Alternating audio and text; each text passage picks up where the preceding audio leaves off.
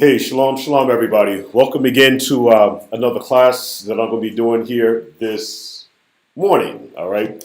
I want to thank everybody for their time and their patience. It's been a little while. There's been a few things going on, but we're up and rocking and rolling again. And once again, I want to thank everybody for your time and patience. Well, we're going to go ahead and get the ball rolling here, all right, because I have a lot of things I want to bring out here this morning, but I don't want to take up too much of your time. I'm still going to try to do this within inside of 1 hour. And if I go a little over 1 hour, just have patience with me. Again, there's a lot of information that I have that I want to bring to everybody's attention. But before we get started, like I do in all of the classes that I do, I want to make sure that I give all the esteem to the Father through his Son, Yahushua HaMashiach, first. So let's begin with the Father's prayer in Hebrew, and then we'll do it in English, and then we'll go ahead and get the class started. Abinu Shabbat Shamayim, Yit Kodas Shemka, O Yit Barak Melkutka, Retsunka Yahiyeh Ishui, Ba Shamayim, U Ba Aretz, Ut At Ain Lak Menu Tamadit, Umukulanu, Kata'atenu, Ka'asher Anachnu, Muchalim, U Al Tabi Ainu Layide, Nasayon, U Sham Ranu, Makal Ra, Amen. Hallelujah. Now we want to do it in English, Mishpachar. Okay, we want to do the Father's Prayer in English. We did it in Hebrew. Our Father, which art in heaven, set apart be thy name. Thy kingdom come, thy will be done on earth as it is in heaven. Father, we pray that you give us this day our daily bread. Forgive us of our debts as we forgive our debtors. Lead us not into temptation, but deliver us, Father, from all that is evil. For thine is the kingdom and all esteem. Once again, all esteem belongs to the Father. And we thank you for sending your Son, Yahushua HaMashiach, who is the atoning sacrifice for the nation of Yashra'al. And Father, we thank you so very much. There's nothing that we can do without you, Father. And we thank you for your ultimate love gift. Once again, Yahushua HaMashiach, who is the atoning sacrifice for the nation of Israel. So, Mr. McCall, we're going to go ahead with today's class. We're going to go ahead with today's class. And as you can see, it's going to be a very controversial topic, all right? Very controversial topic. Mental depression or disagreeable spirits, all right? Mental depression or disagreeable spirits. Now, the reason why I decided to do this class, okay, it was based upon something very important that I saw in the book of Daniel, the 4th chapter. All right, so once again, this is what I saw in Daniel, the 4th chapter, in regards to Nebuchadnezzar. So this is not a personal attack against anyone. I'm going to say it again, because we know how sometimes people's hearing can get selective. This is not a personal attack against anyone.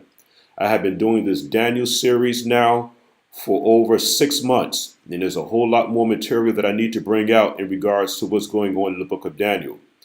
But in my research and what I was doing, I wanted to see now what is actually going on with Daniel, and so I wanted to tackle the topic, mental depression or disagreeable spirits.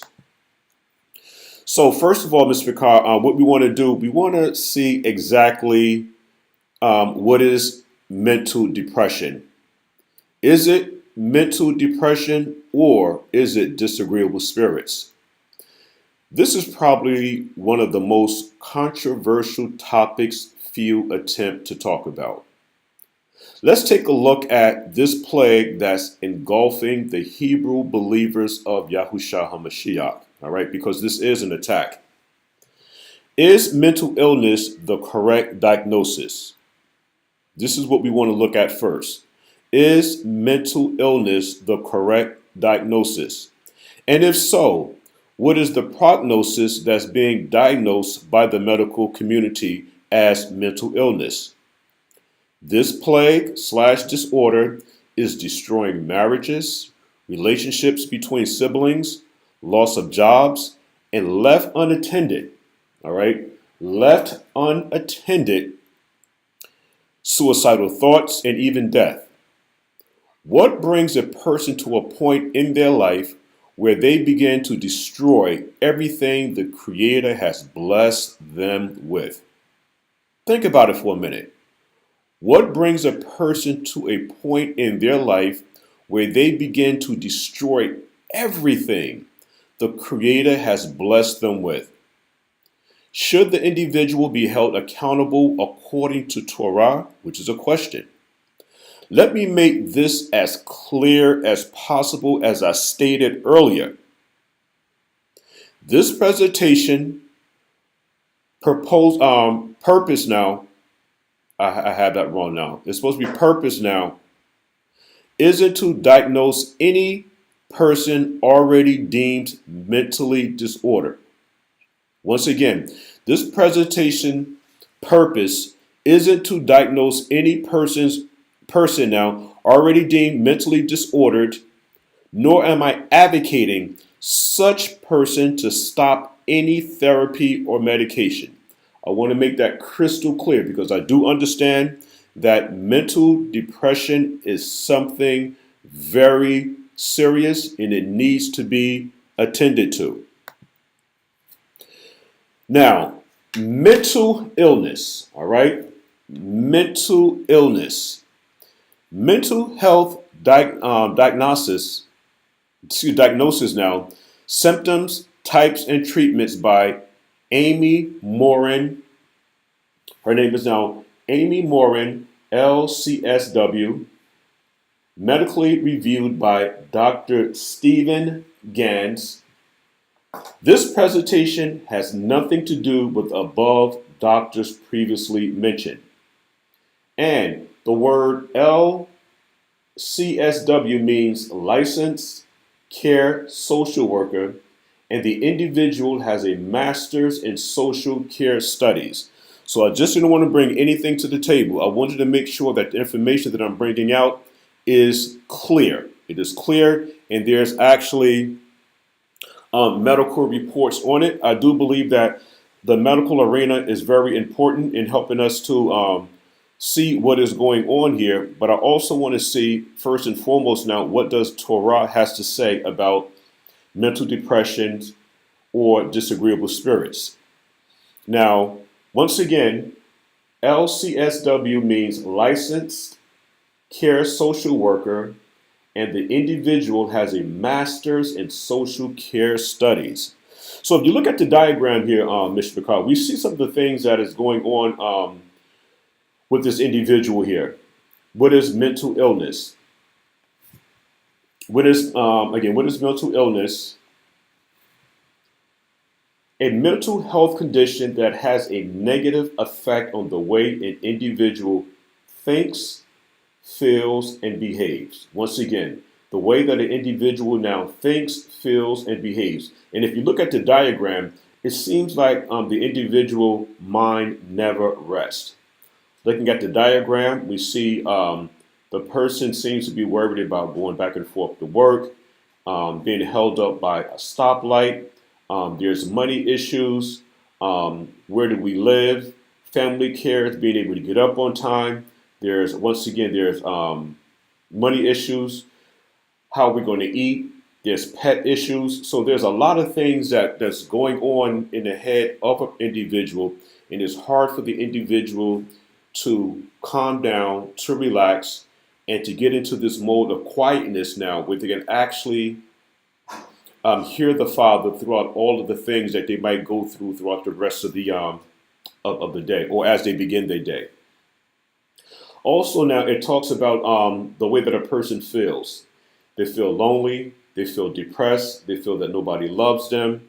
And notice now, when these things are going on, there are, I call them spirits. There are spirits now that is going on with the individual where they're being told that nobody loves you, nobody wants you, you're not appreciated. All these things are going on inside of the person's head. And at some point, there needs to be a balance. And all of this now is predicated on what the person actually does from that point going forward, on how strong they are in Torah.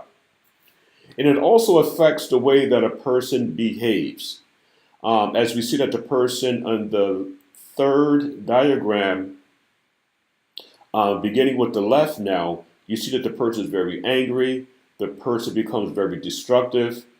And so there's a lot that is actually going on with the individual.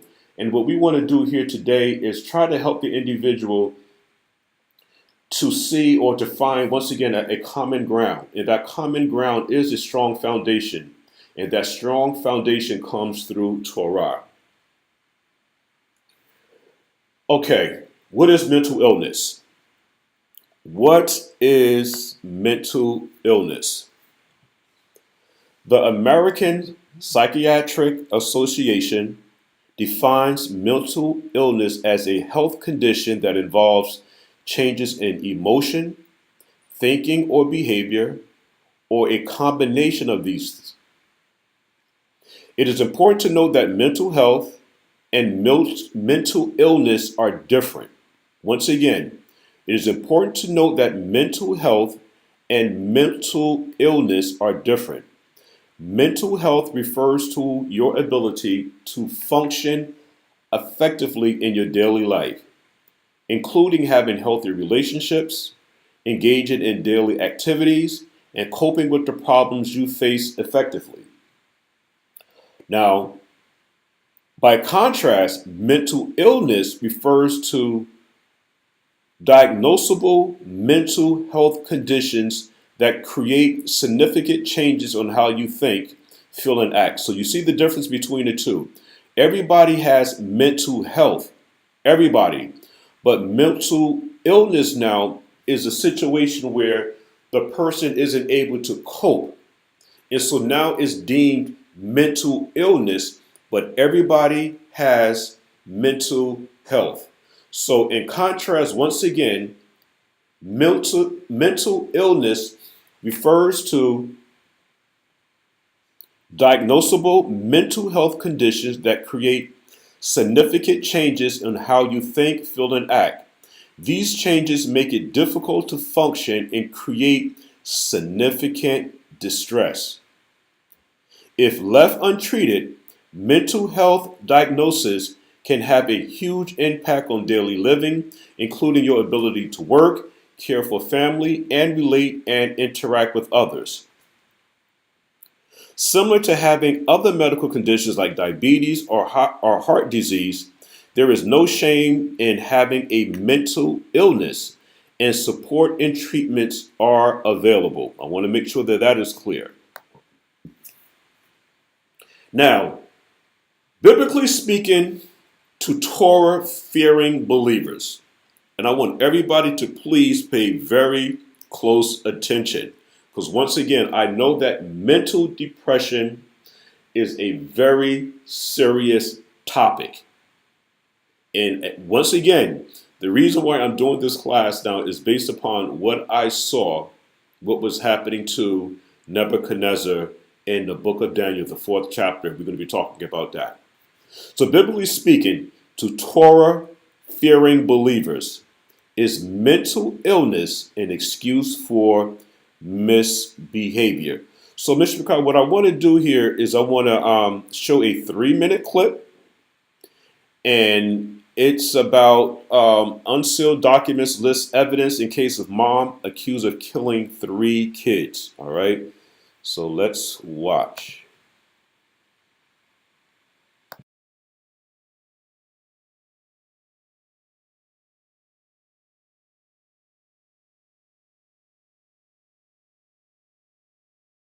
There are 11 search warrants laid out in hundreds of pages here that document exactly what investigators have seized as evidence, including journals that Clancy allegedly wrote herself.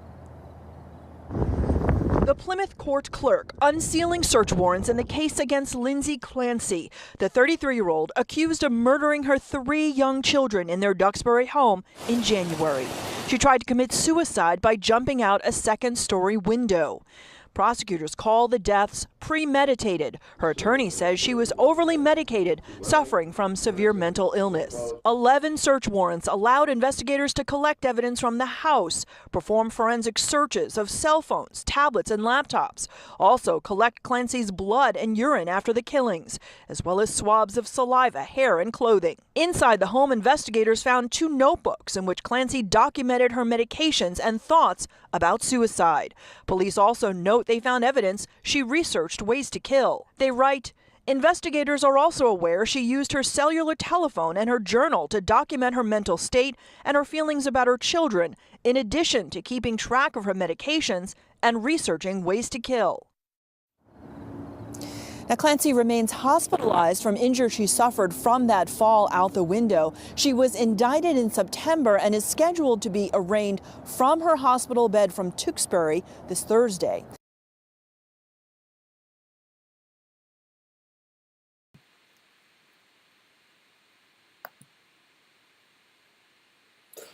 Okay, so Mishmachar, we just saw a video of a woman who was suffering from mental illness.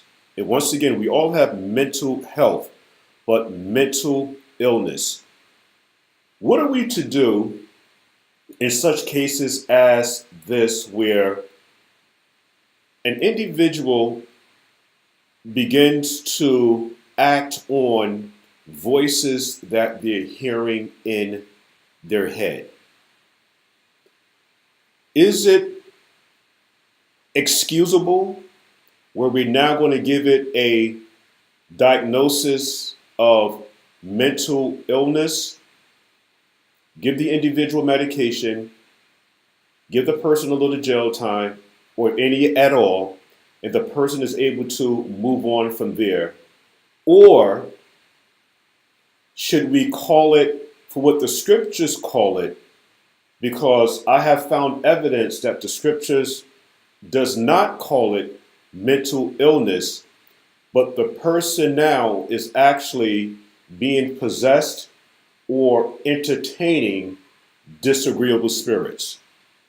We really have to think real close about this, because there are a lot of situations, once again, where people can't juggle everyday life and it becomes a mental illness, and they don't know how to manage disappointments.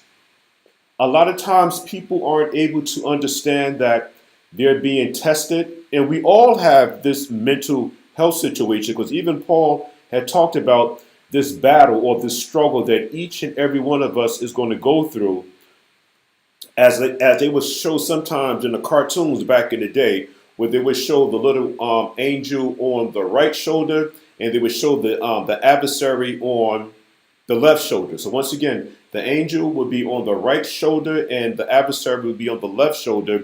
And so there's always this battle going on where the righteous spirit is talking to the individual and the disagreeable spirit is talking to the individual. And oftentimes we do the thing that we know that is incorrect, but there's always this struggle within inside of us to do the right thing. And my argument is, if the individual does not have a strong foundation in Torah, you might find yourself in a world of problems here. All right, so let's go on. We have there are 11 search warrants laid out in hundreds of pages. We have one more video we wanted to show here. And this one is a 3-minute long video here, and I want to thank you for your time and your patience. And let's see what this particular video is sharing with us.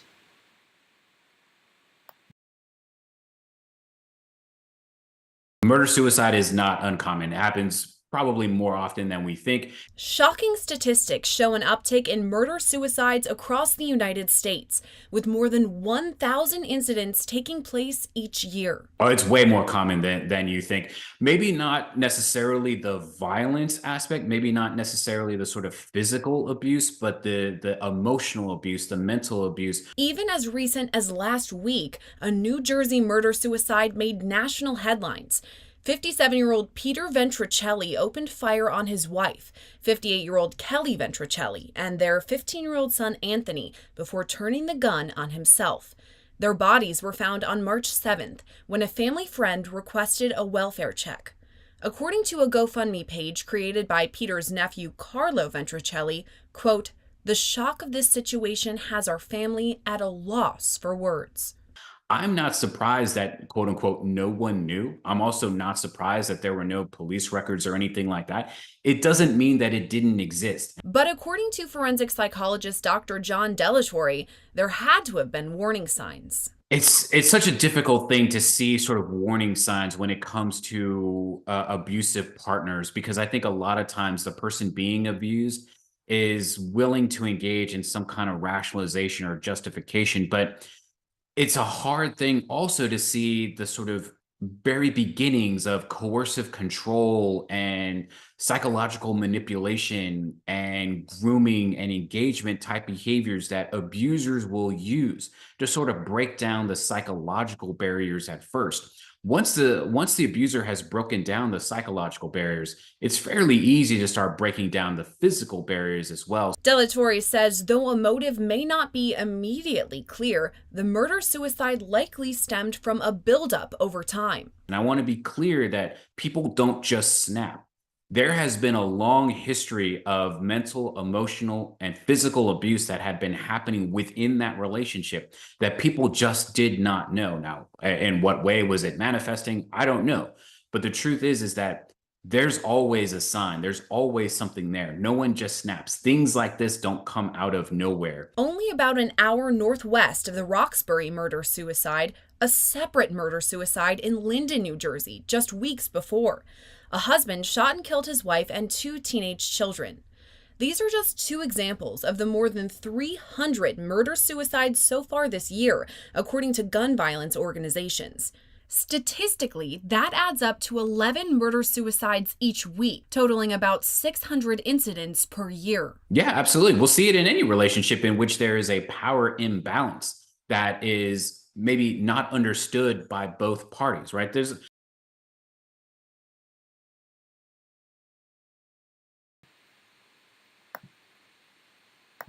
murder suicide. Okay, so Mr. Picard, these 2 videos that I showed, I found very interesting. One of them is Linden, New Jersey, is my neck of the woods. Don't know the individual, but just realizing how close to home that this situation can actually it can happen. I mean, right around the corner, or even in your own relationship, these things can happen. Linden, New Jersey isn't too far from Union. From Union, you can get to Irvington, and you can also, from Linden, go to Rahway, New Jersey. So when you begin to see these things hit home, you talk about mental illness here, where this thing affects both men and women. And like the individual was saying here in the last video that we saw, is that nobody just snaps. It's a buildup of pressure. And if you don't talk about it, at some point, you're going to explode.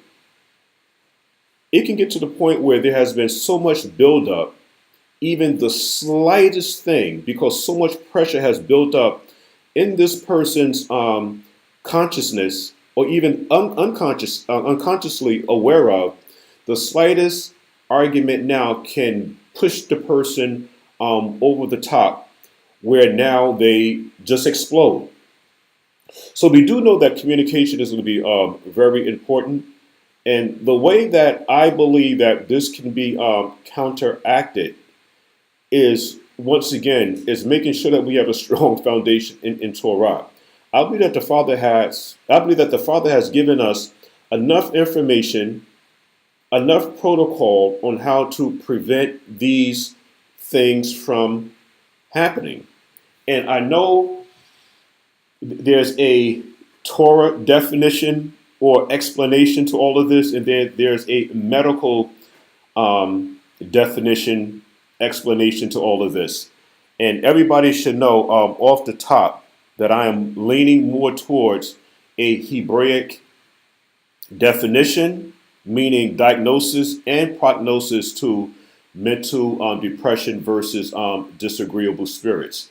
I do want to read something one more time before we get into today's lesson. What is mental illness? And by definition, the American Psychiatric Association defines mental illness as a health condition that involves changes in emotion, thinking, or behavior, or a combination of these. It is important to note that mental health and mental illness are different.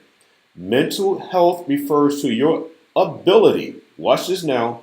Mental health refers to your ability to function effectively in your daily life, including having healthy relationships, engaging in daily activities, and coping with the problems you face effectively.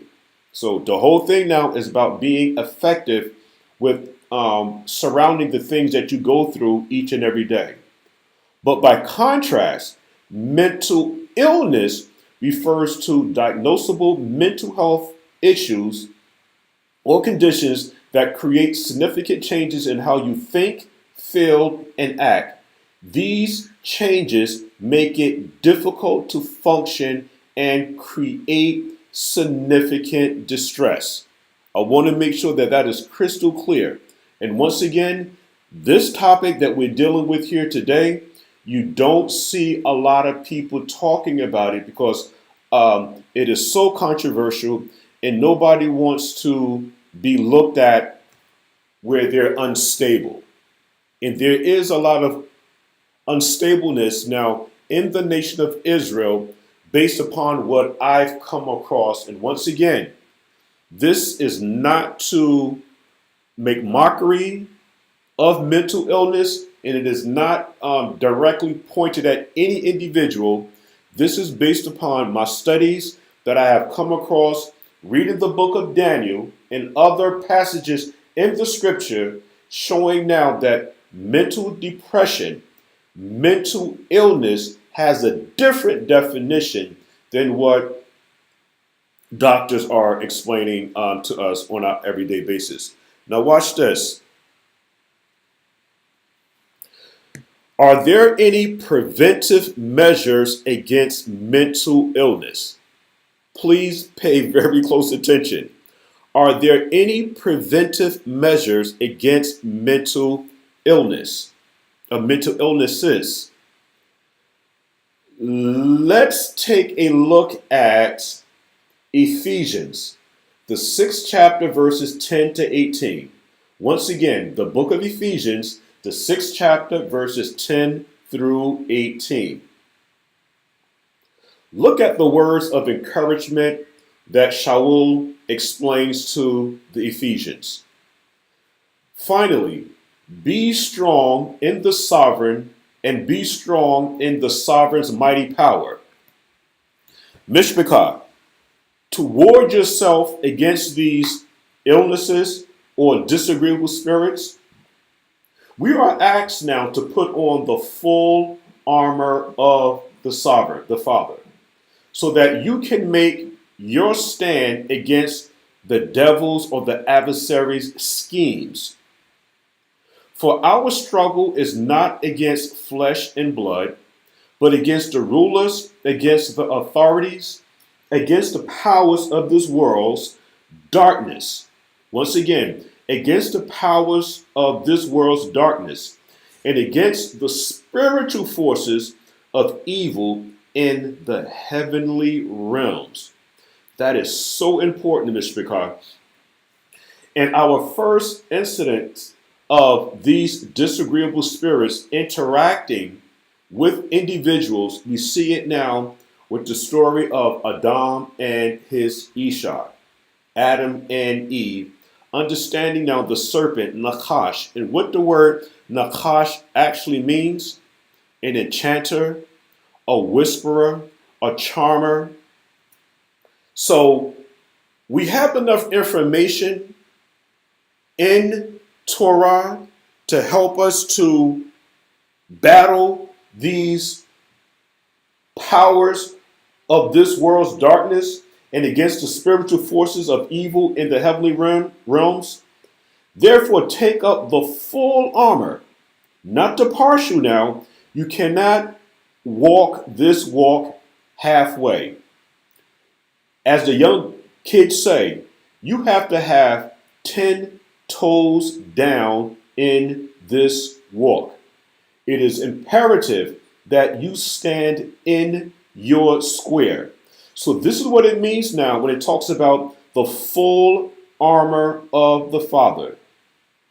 So that when the day of evil comes, you will be able to stand your ground and have done everything to stand firm then. With the belt of truth buckled around your waist, and these are all allegories here now, with the breastplate of righteousness arrayed, and with your feet fitted, 10 toes down, standing in your square, and with your feet fitted with the readiness of the gospel of peace. In addition to all this, take up the shield of faith, with which you can extinguish all the flaming arrows of the evil one. Once again, in addition to all this, take up the shield of faith, with which you can extinguish all the flaming arrows of the evil one, and take the helmet of salvation and the sword of the Spirit, which is the word of the Father. Pray in the Spirit at all times, in every kind of prayer and petition. To this end, stay alert with all perseverance in all prayers for all the saints. Pray also for me, that whenever I open my mouth, words may be given me also, that I will boldly make known the mysteries of the good news of the gospel of the Torah, for which I am an ambassador in chains. Pray that I may proclaim it fearlessly as I should. So I believe that there are preventive measures against mental illnesses, because I personally believe, and again, I know this is going to ruffle a lot of people's feathers here, but I'm going with Scripture. With Scripture, I believe that mental illness is very real. I believe that it's disagreeable spirits that has now overtaken the individual. And I do understand that every situation is different. I do understand that. But I also understand that these are powers of this world's darkness and against the spiritual forces of evil in heavenly realms. So once again, making sure that we have a clear understanding of Torah is going to be extremely important as we continue to battle all of the disagreeable spirits now that surround us each and every day. Now, it gets even deeper, Mr. Picard. It gets even deeper.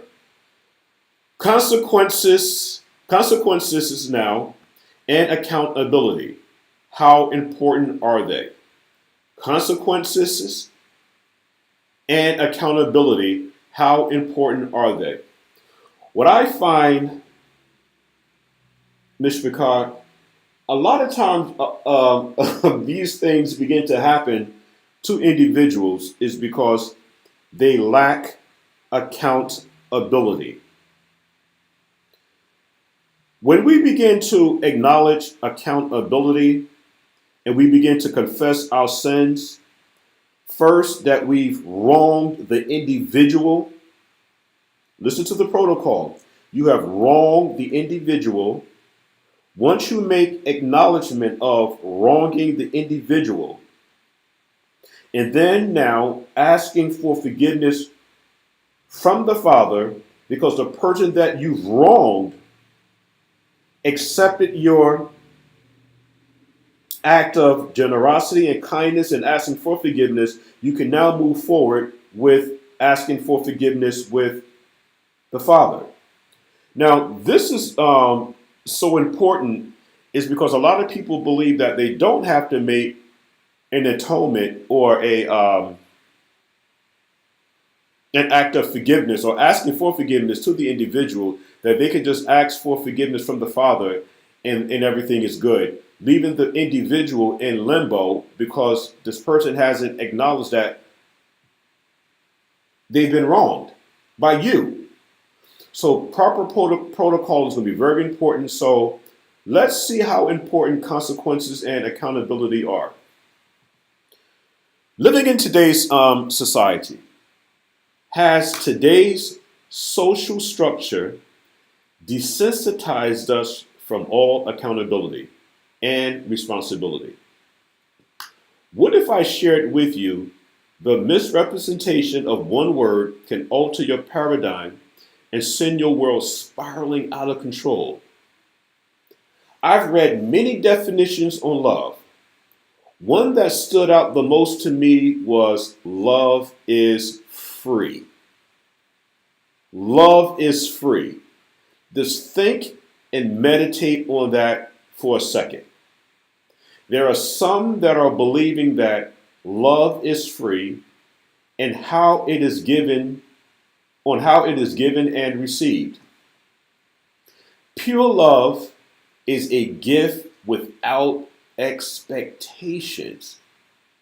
So there's this preconceived notion that love is free and that pure love is a gift without expectations to receive anything in return.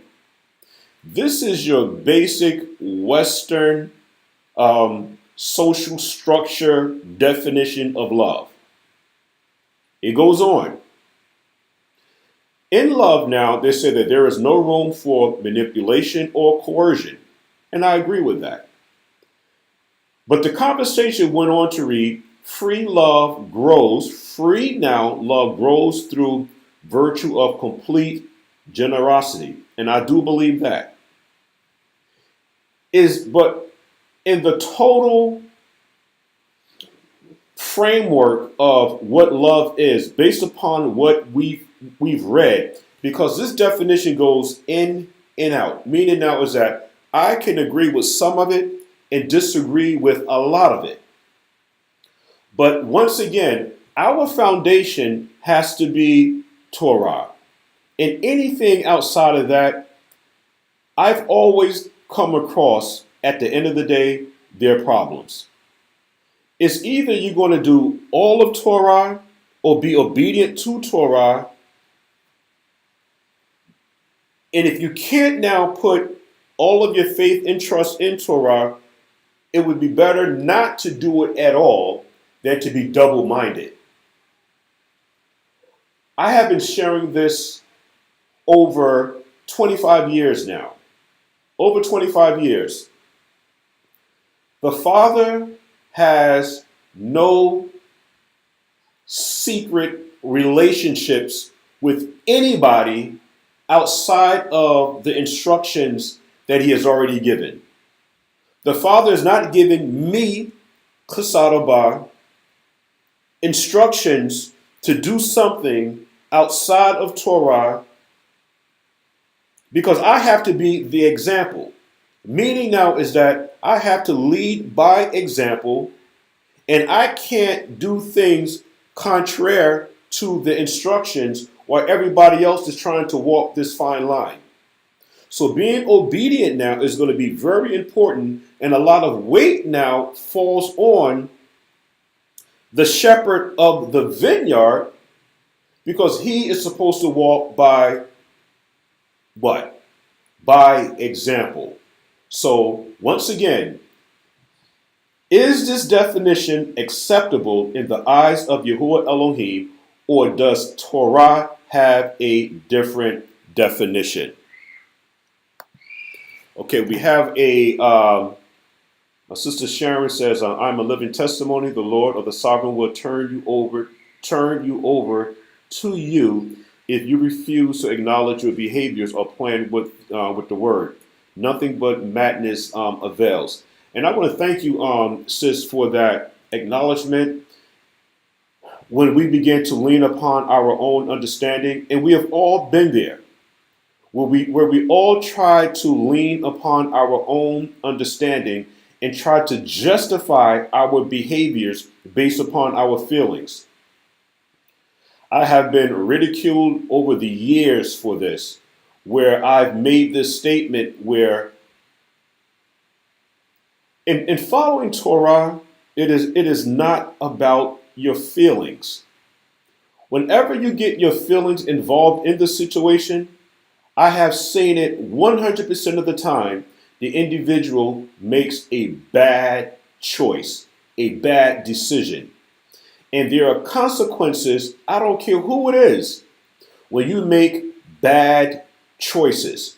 There are consequences behind it, and the consequences that come behind it now can be devastating.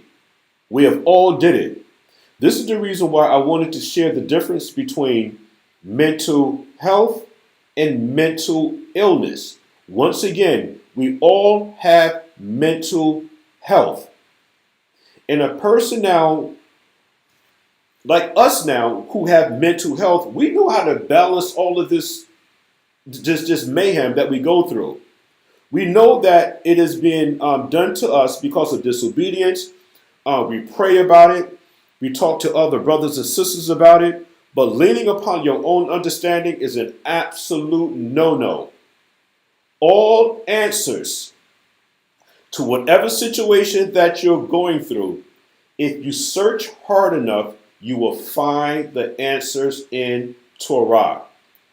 Do not lean upon your own understanding.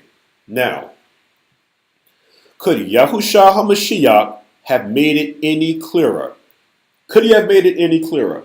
What we want to do next, Mishpachar, we want to go to the book of John, the 14th chapter, verses 19 to 21.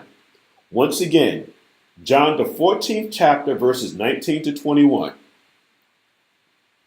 The Mashiach said, "Yet a little while, and the world seeth me no more." Okay, so we know he's talking to Israel. Okay, his ministry was in Israel. So this word world here is talking about a particular people. It's Israel. These are Israelites here. And he's telling now, these individuals now, but you shall see me because, yet a little while and the world seeth me no more. But you see me because I live, you shall live also. So true living only comes through Torah. Let me say it again. True living only comes through Torah, and Torah believers follow the Mashiach as the Mashiach followed Torah. Verse 20. At that day you shall know that I am in my Father, and you in me, and I in you. Something has happened to the individual where there's now a diagnosis now of mental illness. We have to be honest with ourselves. If the person is now behaving erratically, they can't balance everyday living, and things begin to overtake the individuals, and they now become disruptive, okay, where they're destroying marriages, they're destroying their relationship with their siblings, they're killing their children, spouses killing one another, they're losing it, they're going to their workplaces, killing everybody at work, and their justification is, well, my wife left me, my husband left me, I lost my job, I lost a investment, my car was repossessed. Are these incidences now that is happening with the individual, does it justify that erratic behavior? I say no.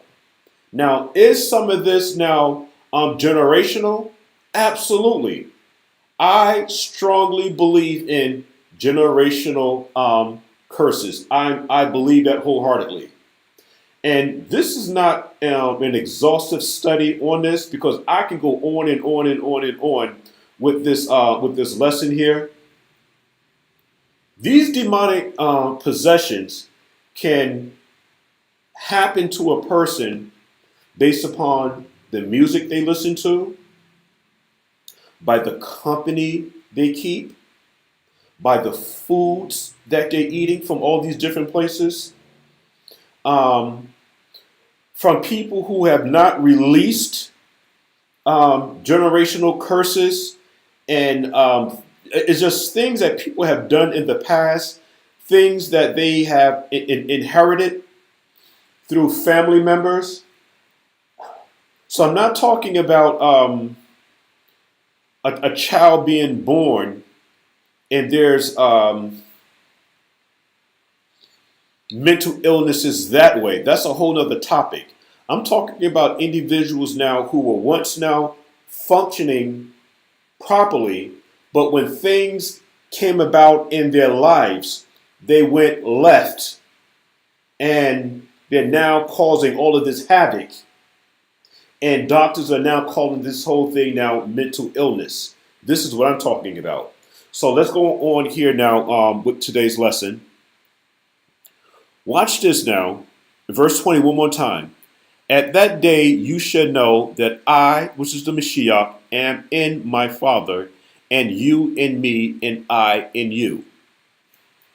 Verse 24. He that haveth my commandments, he that haveth my commandments, and keepeth them, he it is that loveth me. So the goal is now is to keep the commandments. He that loveth me, keep the commandments. And he that loveth me shall be loved of my Father, and I will love him and will manifest myself to him. Once again, we all go through trials and tribulations. I'm not knocking that. I understand that clearly. So don't think now that I'm not sympathetic to those now that are suffering from mental illnesses. And there's a lot of classifications of mental illnesses. Those of us that are in Torah, there is a solution to it. And I do understand those that are not in Torah, their only resort is to go to doctors. And when they go to the doctors, I'm going to let you know now is that they're going to begin to heavily medicate you. So all of this medication that they're giving you now to suppress the voices, all right? What they're doing now is that they're suppressing the voices. They're still there, but they're suppressing the voices.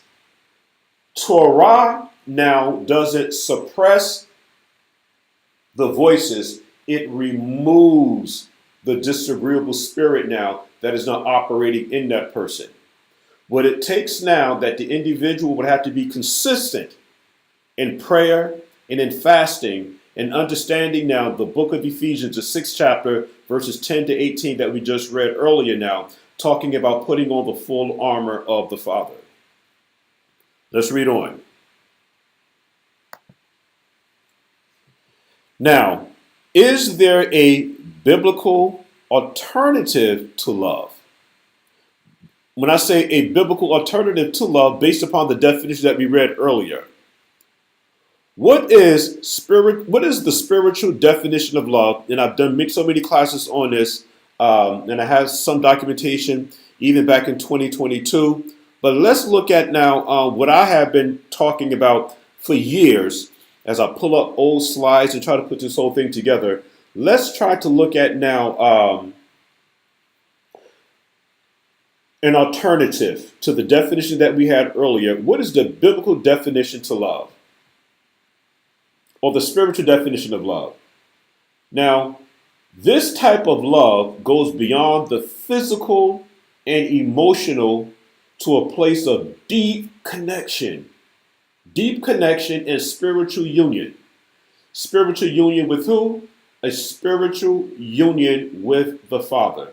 A deep connection, a deep relationship with the Father, and this is all outlined in Torah. Spiritual love is not about lust or power.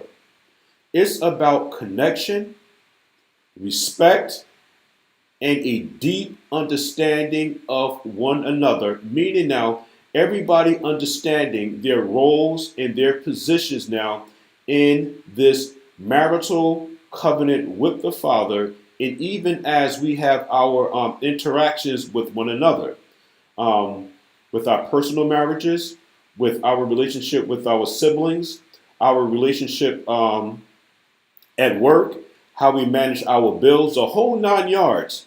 It has to be balanced respectfully, and this can all be done by having a deep connection with the Father, understanding the perfect example, the Mashiach, and this spiritual union now that the Mashiach had with the Mashiach.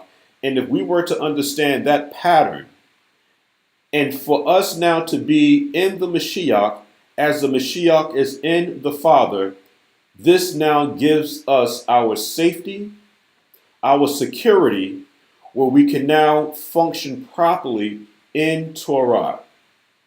So in actuality, Mishpachar, I'm actually now helping the individual. I want to help. I'm not ridiculing anybody that is suffering from mental depression. I want to help by sharing with you. You have to follow the instructions and look at the examples of those that were disobedient to Torah, and there were repercussions behind getting or by not following Torah. Yashra'al, Yisrael, homeless brother in need, and so he's sending out some cash information. Okay, Aki, listen, we're in the midst of a class here, and this homeless situation, I know that it could be real serious. Those of you that have the ability to donate to Brother Dollar Sign Shaul Yisrael please help the brother out. But once again, this whole thing with even being homeless now, and as the definition that I brought out earlier, it is very important that we understand, how do we get to this point with mental illness versus mental health, in being able to now function in everyday's life. And everybody goes through situations and everybody needs help at some point. I do agree with that. But we also have to be able to understand now, how did we get to that point? And oftentimes people don't like to handle or deal or talk about how did I get to that point. And once a person now is delivered from that particular situation, you must make sure that you never go that way again or find yourself in that situation again. And the only way that you can do that now is having a strong foundation in Torah. So let's give some spiritual support to everything that I have been saying so far. And what I want to do, Mishpachar, is that I want to go to the book. I want to go to the book of Shemot, of the book of Exodus, the 20th chapter. And I want to read, verses 1 through 17. The book of Exodus, the 20th chapter, verses 1 through 17. And I want to read the 10 commandments. Okay, the 10 commandments. I am so interested in what happened at Mount Sinai. And how does a Torah relationship work? I am not talking about the instructions that was given to the nation of Israel at Mount Moab. I'm talking about this relationship about obedience. Obedience. I am not talking about the Levitical law. The Levitical law was implemented because of disobedience. I'm talking about obedience. Obedience now wards us against the disagreeable spirits, aka mental illness or mental illnesses, because there's many forms of it. Watch this now. The first 4 is going to be dealing with how we have a relationship with the Father. Once again, the first four is talking about how we have a relationship, or how we should have a relationship with the Father, and the other six talks about how we are to interact with one another. If any of these are not kept, you're going to find yourself in a world of trouble. So let's read them. And the sovereign spoke all these words, which is to the nation of Israel. Israel must be reminded, I am YAHUAH, your Elohim, or as it says, I am the Lord your God. Israel must be reminded who brought them out of the land of Egypt, out of the house of bondage or the house of slavery. Watch this now. You shall have no other gods before me. This is a marriage. You shall have no other gods before me, no other husbands before me. The Father is asking for the bride, which is the nation of Israel, to have no other mighty ones before me. The first four, again, is dealing with how we are supposed to have a relationship with the Father and how we are supposed to be having a relationship with one another. So one reflects the other. This is a marriage. There must be respect inside of this marriage between the groom and the wife and the groom. Let's read on. You should not make for yourself an idol in the form of anything in the heavens above, on the earth below, or in the waters beneath. You should not bow down to them or worship them. For I, the Lord your God, am a jealous God, visiting the iniquity of the fathers on their children to the third and fourth generation of those that hate me. Now that's going to be very important. I have this word hate, Mr. Carr. Listen, it's either you're doing Torah or you're not. You either have 10 toes down or you don't. You're either standing in your square or you're not. And if you're not fully surrendering to Torah, that's hate. I don't care what Webster, Oxford Dictionary definition you're giving. You're either all in or you're all out. There's no such thing as neutral or playing both sides of the fence here. Anything in neutral goes nowhere. You have to make a choice. And being neutral is even worse. Because a person that's being neutral is being a hypocrite, because what you're doing now is that you're professing Torah, but you don't really believe in Torah. And there are a lot of people now that read Torah, but they don't follow or practice Torah. Once again, being neutral is a person now basically who reads Torah, but don't apply Torah. So a person like that now actually hates the Father, and they hate the individual based upon Torah definition. So let's read on. But showing love, devotion to 1,000 generations of those who love me by keeping my commandments. You shall not take the name of YAHUAH your Elohim in vain, for the sovereign will not leave anyone unpunished who takes his name in vain. Now we all fall. We fall. But the goal now is to get back up as soon as possible. I'm only speaking for myself.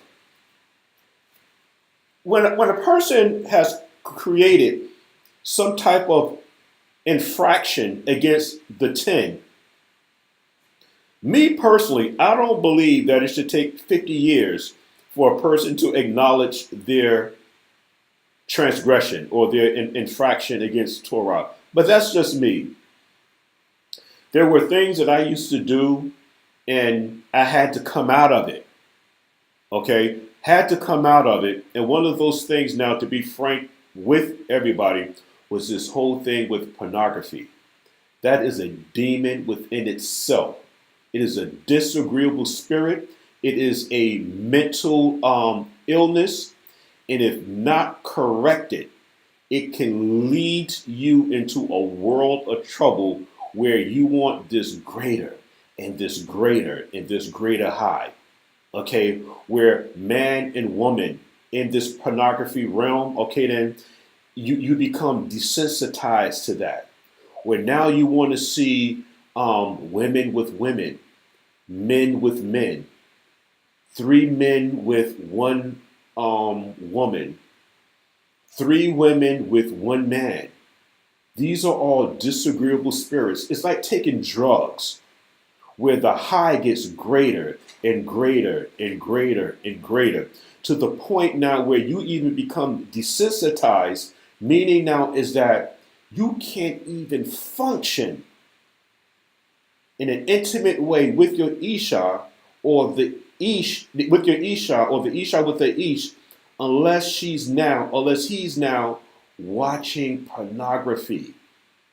These are all demons. Demons. And I can talk about this because I am a walking witness and testimony of a lot of these disagreeable spirits. Gambling, listening to pornographic rap. Okay, all of these things now are dangerous, and if not attended to properly, it can lead you straight to hell. Okay, I'm seeing something I want. Okay, it just disappeared. I just want to make sure those that are listening, can you give me a thumbs up? Is everything coming in clear? Because something just came across the screen. I just want to make sure that I still have connection with you, Mishpachar. If somebody can send a thumbs up or a check, I just want to make sure that everything is still crystal clear here. Okay. All right. I'm going to move on for time's sake here. All right. I'm going to move on. I pray that everything is still crystal clear. Are there times when depression is a result of disobedience? Woo! Are there times when depression is a result of disobedience? Let's look at 2 Samuel, the 12th chapter, verses 1 to 23. I'm not going to do too much breaking down with this, Mishpachar, because I want to keep the ball rolling here. But at your leisure, I believe that it's going to be very important that you take the time and look at the presentation, listen to it, meditate on it, even send it to family and friends, because I believe that it is very important. And by the way, hit the like button, okay? Share it. Get the information out to other individuals if you like the video. This can also be your part in the ministry in getting the word of the Father out. Simply hit the like button, hit the share button, because it creates now an algorithm now that helps me now get the videos out. And if you like it, once again, you know what? Just hit the like button, hit the share button, all right? And we can continue to keep the ball rolling here. Now, are there times when depression is a result of disobedience? I believe that it is. This whole thing is about accounts of being held accountable or accountability. So let's read on. Once again, this is 2 Samuel, the 12th chapter, verses 1 through 23. And the sovereign sent Nathan unto David Dawood, and he came unto him and said unto him, there were two men in one city, one rich and the other poor. The rich man is David, the poor man is Uriah. The rich man, who is David, had exceeding many flocks and herds. But the poor man had nothing except his one little ewe lamb, which was Bathsheba, and this is Uriah and Bathsheba. This is a parable that Nathan is actually sharing with David. Watch how interesting this gets.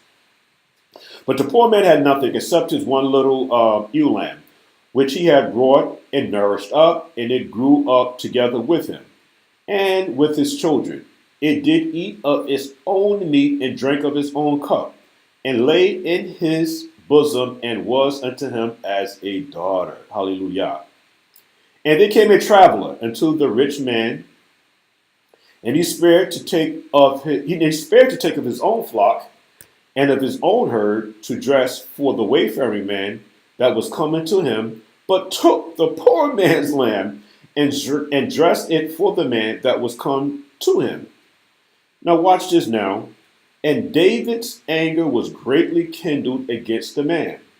And he said to Nathan, as the sovereign liveth, the man that hath done this thing shall surely die. And he shall restore the lamb fourfold, because he did this thing, and because he had no pity. He had no pity.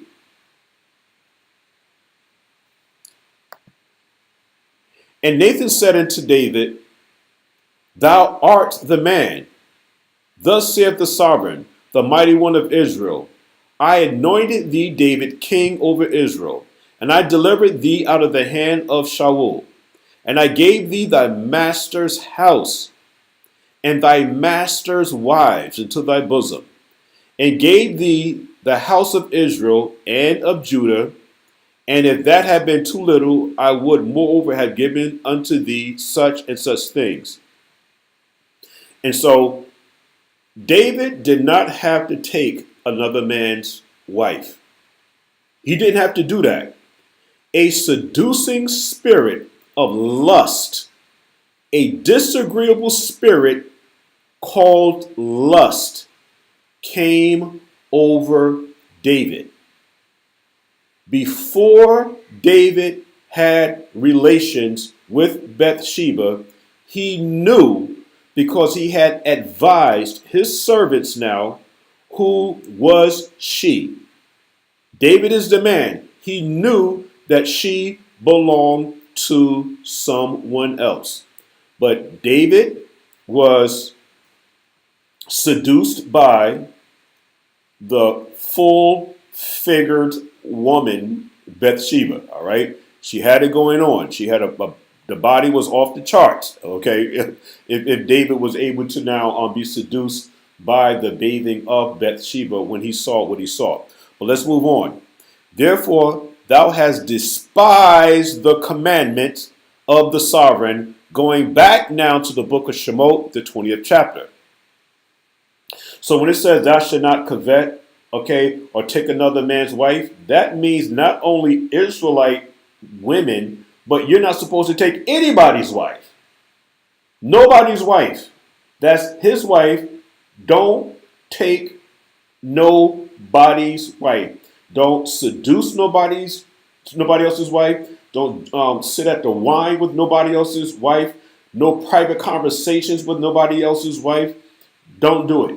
All right. Unless her heart or his heart be inclined to her or her to him. Let's read on. Therefore thou hast despised the commandment of the sovereign to do evil in his sight. Thou hast killed Uriah the Hittite with the sword, and hast taken his wife to be thy wife. Woo.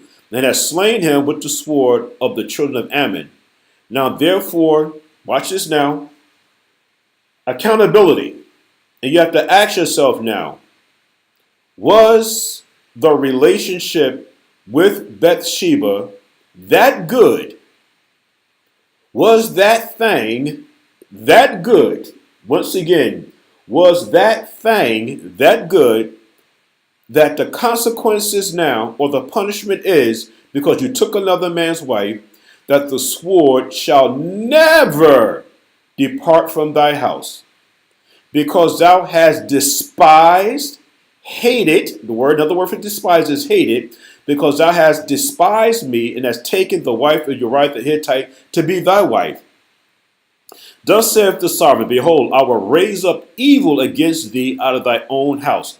So we have to ask ourselves, Was that thing that good, where now we see now the father punishing David because he took another man's wife? And I will take your wives before thine eyes and give them unto the sight, and give them unto thy neighbor, and he shall lay with thy wives in the sight of this son. Let's read on.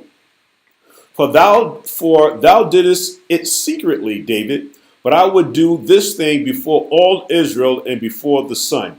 So when I begin to see men being exposed, where women are now coming out and saying, you know what, yeah, he's the head of this congregation. He's the head of this let's just say congregation. We'll leave it at that. He's the head of this congregation, but come to find out this individual now is having secret conversations with other brothers' wives, influencing other brothers to actually leave relationships. And then he's taking the woman as his own. All this corruption here. So when I begin to see patterns and looking at verse 12, for thou didst it secretly, but I would do this thing before all Israel and before the sun. These people will be exposed as David was exposed. And David said unto Nathan, I have sinned. Acknowledgement. Huh? See that? Immediately David acknowledged his transgression. But a stubborn ass Israelite, a lot of people today will not acknowledge their transgression. But David immediately said, I have sinned against the sovereign. And Nathan said unto David, the sovereign also hath put away thy sin. Wow. See how easy this is in understanding accountability? In understanding accountability. Thou shalt not die. However, because of this deed now, that has given a great occasion to the enemies of the sovereign, to blaspheme the child also that is born unto thee shall surely die. So those of us that are in leadership positions, and not just leadership positions, but I want to share how important it is for us that are in leadership positions to lead by example. The Father will forgive you, but this does not mean that there will not be consequences behind your actions. And this is the reason why I gave the testimony about my personal testimony against pornography and how dangerous that can be. Because we as leaders, we must make sure that we are not dibbling and dabbing in things behind closed doors. All right. This pornography lyrics with this girl, Sexy Red. Those lyrics are terrible. Okay. The Nicki Minaj's, I suggest don't listen to that. Megan Thee Stallion, even the gangster rap. Because remember now, have you ever noticed when you listen to that type of music, the gangster rap, it releases or it begins to channel you to do things that you don't normally do. If you're driving in your car and you begin to listen to this music that's destructive, you might want to drive faster. Music can put you in the mood of being happy, and it could put you in the mood to being sexual. It could put you in the mood in being abusive. So channeling and understanding that the adversary uses electronics now to control people. This is the reason why I'm no longer an advocate of listening to things all night long. Because I don't know while I'm sleeping what is actually happening while I'm sleeping, because what is happening is that the mind is always running, is always receiving information. Now, if it's positive information, I don't have an issue with it. But watching television or listening to television all night long because a TV show can go off and something else comes on. You don't know what is now coming on. But being that our minds are receivers, you can be receiving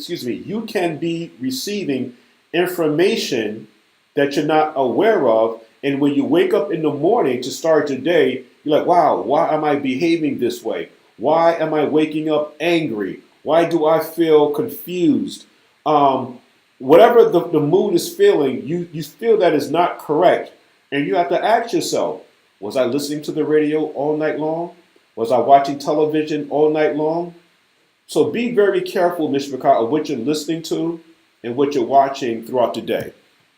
So let's read on. Verse 14. However, because of this deed, thou hast given a great occasion to the enemies of the sovereign to blaspheme. The child also that is born unto thee shall surely die. Wow. Somebody has to pay for these consequences here. And it's unfortunate here that this child here had to die in place of David. But let's read on, because there's a whole lot that's going on here, and we're not going to do an exhaustive study on this. I just want to deal with what I'm talking about here today here.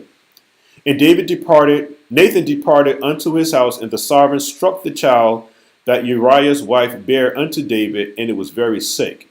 David therefore besought the father for the child, and David fasted and went in and lay all night upon the earth.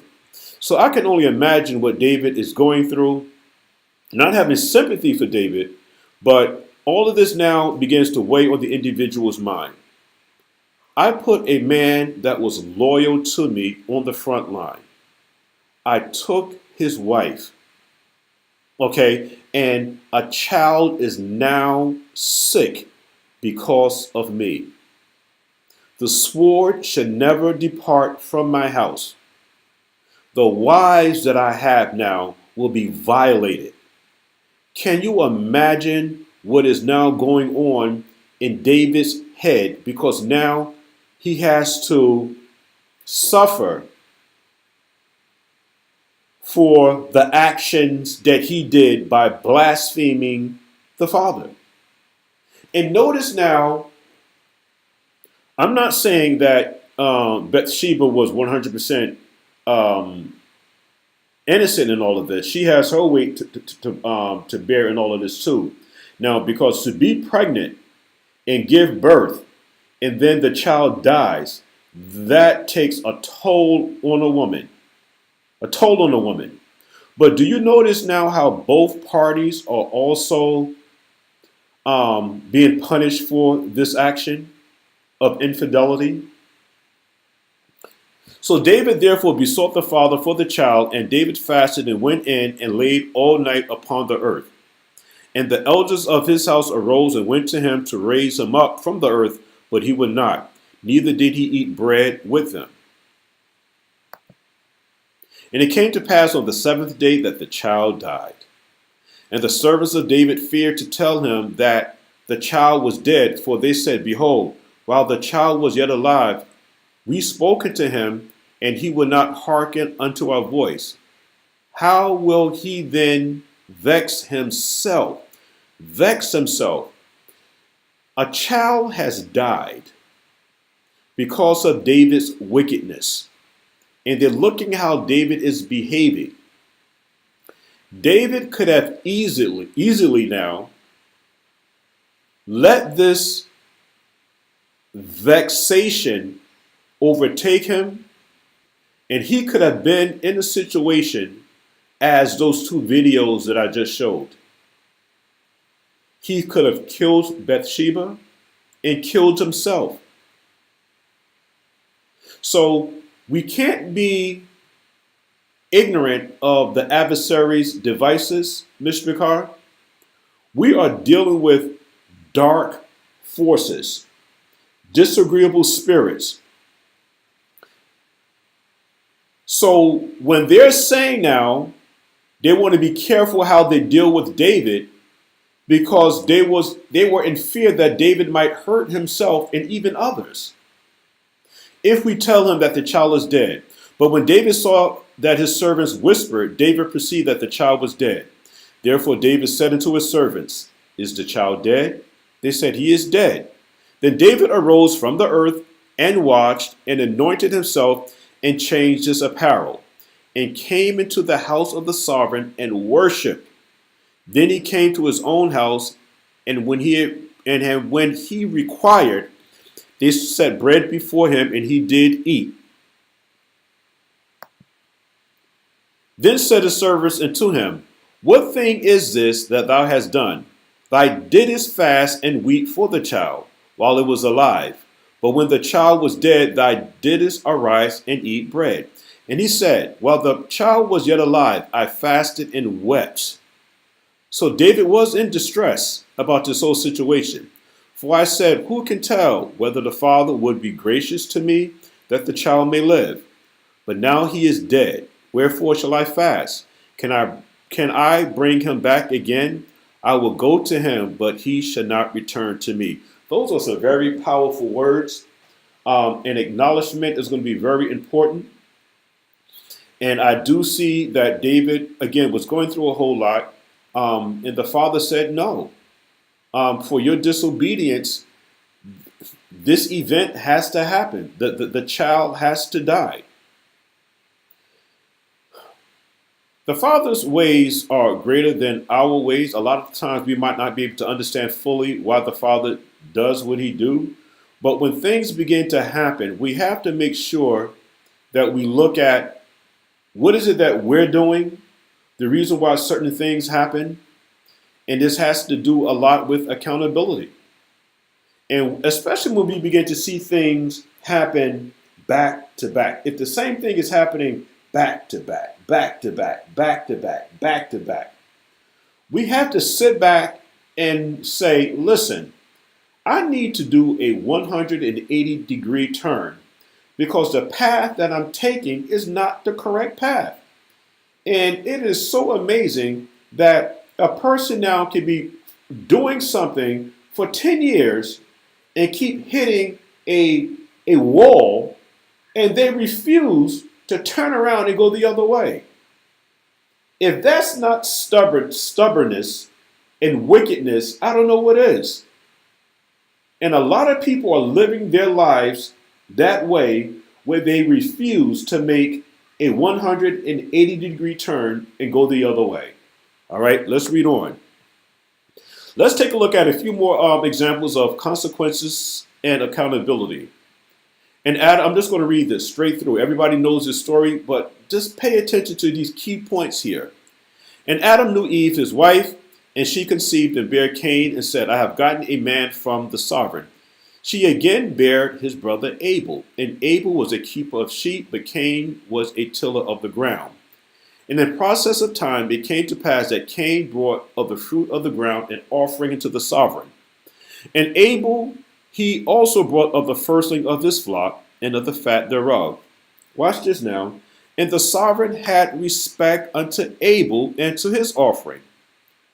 But unto Cain and to his offering he had no respect. So we see respect and no respect being played out here. Watch what happens now with no respect. Cain was very wroth. That's when things begin to happen. All right. Cain was very wroth. Cain got the same instructions that Abel got. Cain didn't want to follow protocol. The father didn't have respect into Cain's offering. So Cain now, his countenance falls and he's very wroth. And the sovereign said unto Cain, why are you wroth? Why are you angry? Basically, you received the same instructions on how to do this festival here, okay? Because in the book of, I think it's in the book of Jasher, it shares that this was actually a Pesach ceremony, all right? A Pesach ceremony here. And why is our countenance fallen? If thou doest well, which is follow the commandments, thou shalt thou not be accepted. And if thou doest well, sin lieth at the door. He that loveth me, keep my commandments. So sin lieth at the door. And so these shall be his desire. All right. So kata'ah, sin, is very important. And we want to make sure that we don't fall into the desires or the hands of the adversary. But our goal is that we shall rule over him. The him I believe here that is talking about is your own personal desires, and your own personal desires turn into the works of the flesh, which is the adversary, which is Hashatan, which is Nakash, which is the deceiver. And Cain talked with Abel, his brother, and it came to pass that when they were in the field, that Cain rose up because he is wroth. His conscience is fallen. He rose up against Abel, his brother, and slew him. So this explains now this mental illness now that is now going on because you refuse to follow Torah. There's consequences when you don't follow Torah. And we see now what happened between Cain and Abel, where Cain slew his brother Abel. Now, accountability. Verse 9. And the sovereign said unto Cain, where is Abel thy brother? And he said, I know not. There's no accountability. And he said, I know not. And then now, Cain becomes very sarcastic on top of it. Am I my brother's keeper? And he said, what hast thou done? The sovereign. The voice of thy brother's blood crieth unto me from the ground. And now art thou cursed from the earth, which have opened her mouth to receive thy brother's blood from your hand. So this is now the punishment or the penalty for being disobedience. Compare that now to David's situation where there was an acknowledgement. An acknowledgement. Not saying that Cain would have been forgiven, but I believe that this, the punishment would not have been as severe. So watch how severe Cain's punishment is. When thou tillest the ground, it should not henceforth yield unto thee her strength. A fugitive and a vagabond shall thou be in the earth. And Cain said unto the sovereign, my punishment is greater than I can bear. But the punishment fits the crime.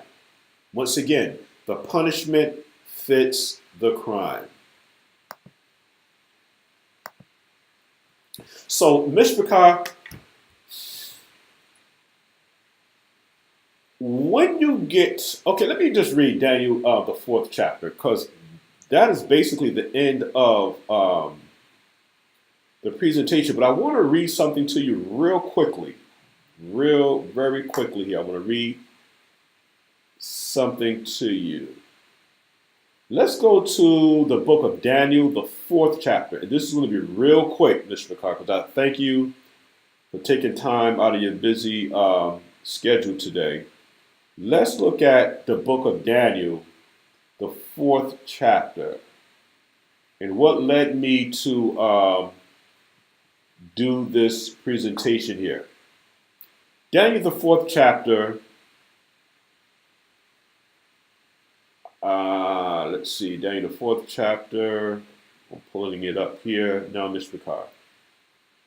Nebuchadnezzar, the king unto all people, nations and tongues, is 4 and 1. Nebuchadnezzar, the king unto all people, nations and languages that dwell in all earth, peace be multiplied unto you. I thought it good to show the signs and wonders that the high God hath wrought towards me. How great are his signs, and how mighty are his wonders. The kingdom is an everlasting kingdom.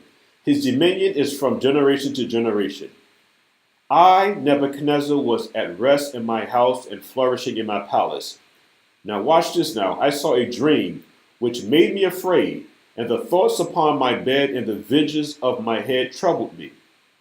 Therefore made I a decree to bring in all the wise men of Babylon before me, that they might make known unto me the interpretation of the dream. Then came the magicians, the astrologers, the Chaldeans, and the soothsayers. And I told the dreams before them, but they did not make known unto me the interpretation thereof. But at last Daniel came in before me, whose name was Belshazzar, according to the name of my God, the God of Nebuchadnezzar. Daniel's name was changed to Belshazzar, or Belshazzar. and in whom is the spirit of the holy gods, and before whom I told the dream, saying, O Daniel, or Belshazzar, master of the magicians, because I know that the spirit of the holy gods is in you, Daniel, and no secret troubleth thee. Tell me the visions of my dream that I have seen, and the interpretation thereof. Thus were the visions of my head in my bed. I saw, and behold, a tree in the midst of the earth, and the height thereof was great. The tree grew and was strong, and the height thereof reached into heaven, and the sight thereof to the end of all the earth. The leaves thereof were fair, and the fruit thereof much, and in it was meat for all. The beasts of the field had a shadow under it, and the fowls of the heaven dwelt in the boughs thereof, and all flesh was fed of it. I saw in the visions of my head upon my bed, and behold, a watcher, one and a holy one, came down from heaven. He cried aloud and said, Thus, hew down the tree, which is Nebuchadnezzar, and cut off his branches, and shake his leaves, and scatter his fruit. Let the beasts get away from under it, and the fowls from the branches. Nevertheless, watch this, verse 15. And there's so much going on in the next couple of verses here, but we're not going to tackle it here today.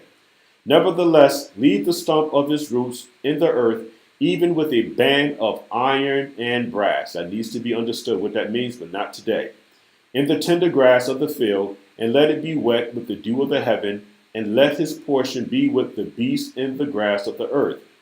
Let his heart be changed from a man's heart, and let a beast's heart be given unto him, and let 7 times, which is commonly known to mean 7 years, and let 7 times pass over him.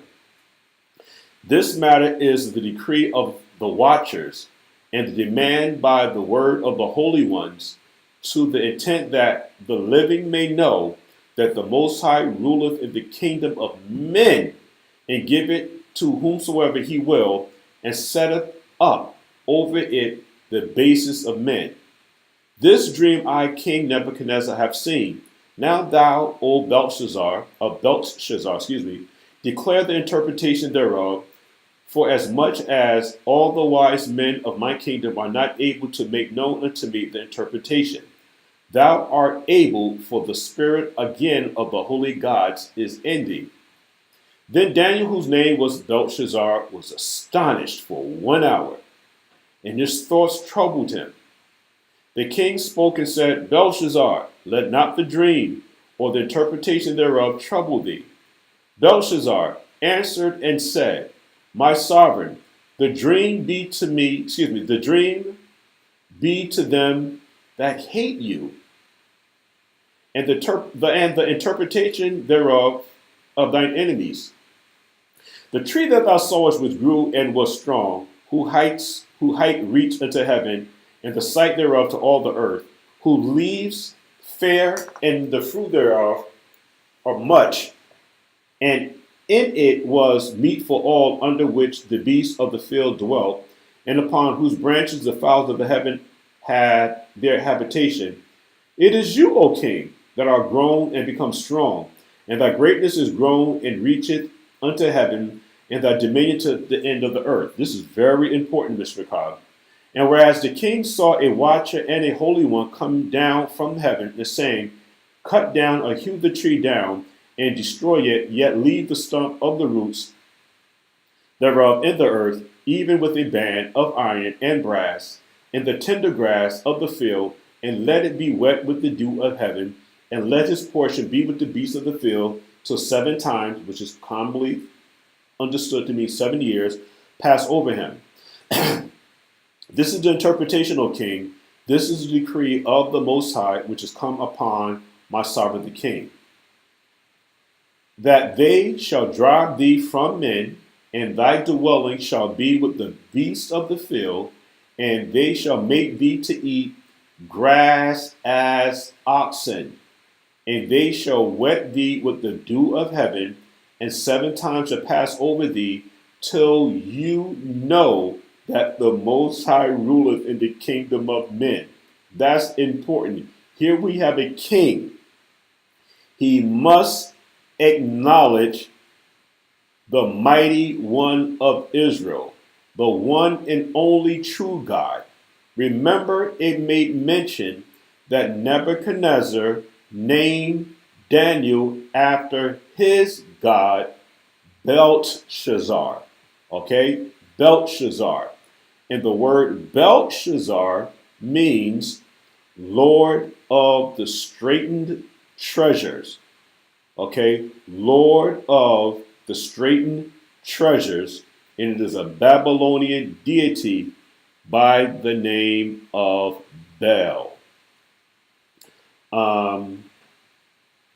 We're in verse 27. I think it's 27.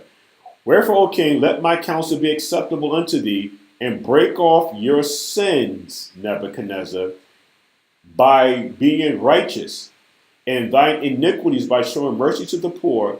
It may be a lengthening of thy tranquility. All this came upon Nebuchadnezzar. Now watch this now. At the end of 12 months, Nebuchadnezzar, he walked in the palace of the kingdom of Babylon. The king spoke and said, watch what Nebuchadnezzar says, because he's not hearkening into the vision that was interpreted to him by Daniel, how he must be obedient. The king spoke and says, is not this great Babylon that I have built for the house of the kingdom by the might of my power and for the honor of my majesty? Watch this, verse 31. While the word was in the king's mouth, there fell a voice from heaven saying, O King Nebuchadnezzar, to thee it is spoken, the kingdom is departed from thee. So before Nebuchadnezzar can get all of the words out of his mouth, the Father now is about to punish Nebuchadnezzar because he's boasting and he's leaning upon his own understanding. And so now mental illness, aka a disagreeable spirit, is about to fall on Nebuchadnezzar.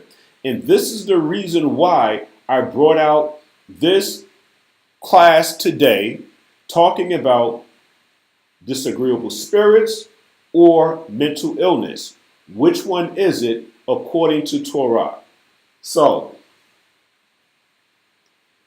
while the word was in the king's mouth, there fell a voice from heaven saying, O King Nebuchadnezzar, to thee it is spoken, thy kingdom is departed from thee, and they shall drive thee from men, and thy dwelling shall be with the beasts of the field.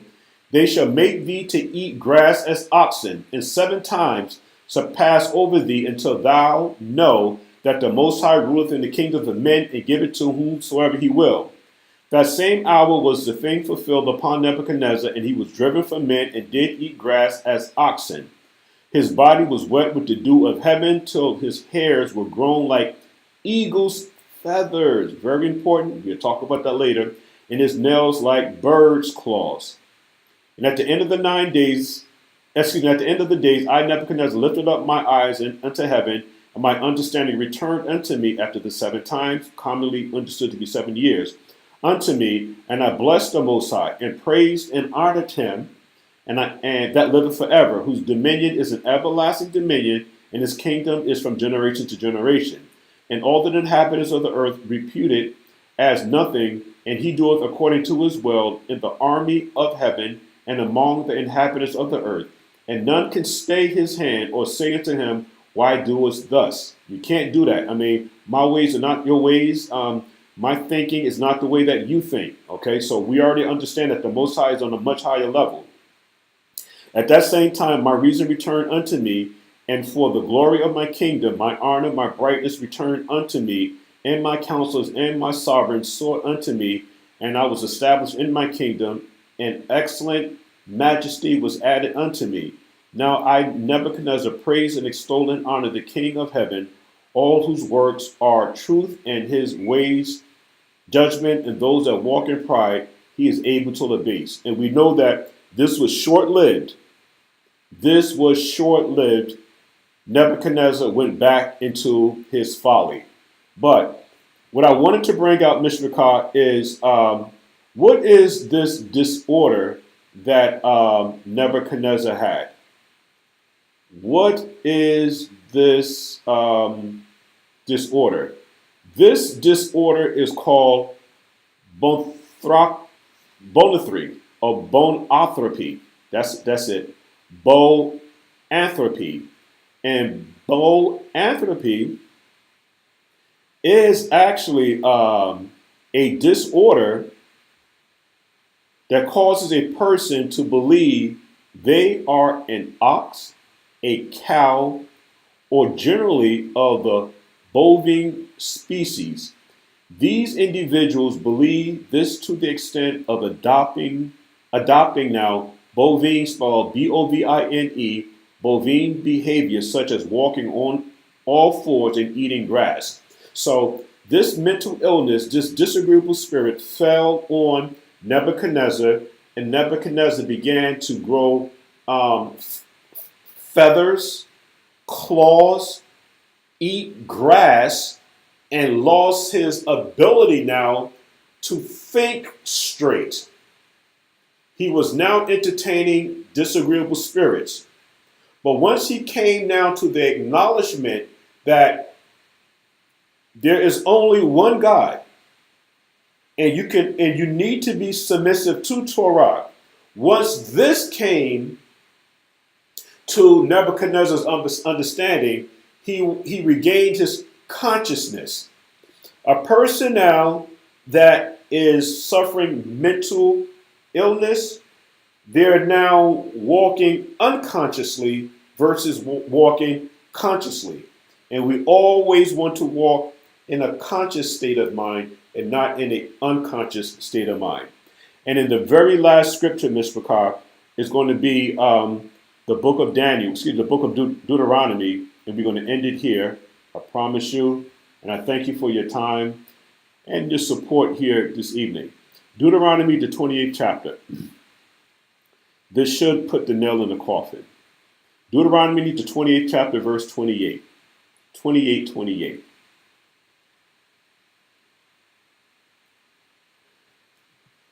Notice here in Deuteronomy, the 28th chapter, we're reading about the curses, not the blessings, the curses. Watch what happens in the book of Deuteronomy, the 28th chapter, verse 28. Because of disobedience, YAHUAH will smite thee with madness. Madness, all right? What is madness? The Hebrew word for madness is shakaun or shigganun, yun, and it means madness. In the Hebrew word transliteration, pronunciation, etymology, grammar of the word. The Brown Roberts Briggs means furious and madness.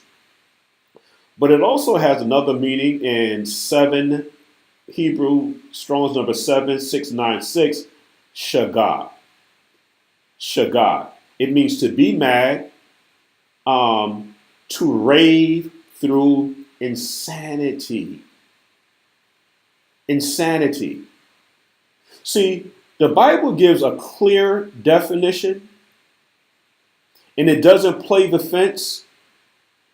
And a lot of times the reason why people don't like dealing with the Bible, because it's a no-nonsense book. Once again, the Bible is a no-nonsense book. It gets to the point. The Hebrew word for madness is shagah. The Strong's number 7696, it means to be mad. In the Pual system, it means to be mad, to be maddened. Okay? In the Hifpel system, it means to show madness. In the primitive root, to rave through insanity. To be or play the madman. But this falls under being under the curses. So when a person now is hearing voices, they're behaving where they're destroying marriages, They're destroying their relationship with their siblings. They're doing shootouts at work. Um, they don't know how to handle mental health versus mental illness. Like I shared earlier, there's a difference between mental health and mental illness. And the person now, because they don't have, as they say, 10 toes down, they're not standing in their square. The adversary comes in, okay, and the person is now acting in a beast-like behavior because they now become selfish. Okay, selfish. People that are suffering from mental illness, they become selfish and they don't want to take accountability for anything. So they begin to point the finger at others for the reason for their behavior. All right, this is what begins to happen. Let's go back. Okay, we're going to finish this up and we should be done in 5 minutes. And blindness. All right, and this blindness now is still talking about the same thing. All right, this blindness now is the Hebrew word avaron. It's the Strong's number 5788. And it means to be literally blind or figuratively blind. Okay, so the Most High will strike a person in context what's going on here. We're talking about figuratively blind versus physically blind. Meaning now is that when a person is figuratively blind, who is blind but my people Israel? That is also part of our history as the Mashiach talks to the nation of Israel. Who is blind but my people Israel? Where our people are simply, collectively as a people, we're insane. We're not thinking rationally. We don't make proper decisions. And we're always blaming others for our downfall. Just like I heard today, there's this argument that, hallelujah, my sister Sharon said, in Houston with no power, that said, may peace be still. So accountability now is going to be very important. And when accountability now is not done by the individual, this is what we see happening now. We see the blindness, we see the madness. Let's continue on here now because we're about to end. We're about to end the show here. We're about to end it.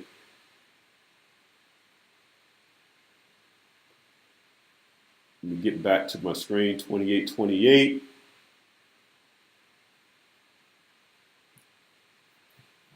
Uh, 2828. And an astonishment of heart.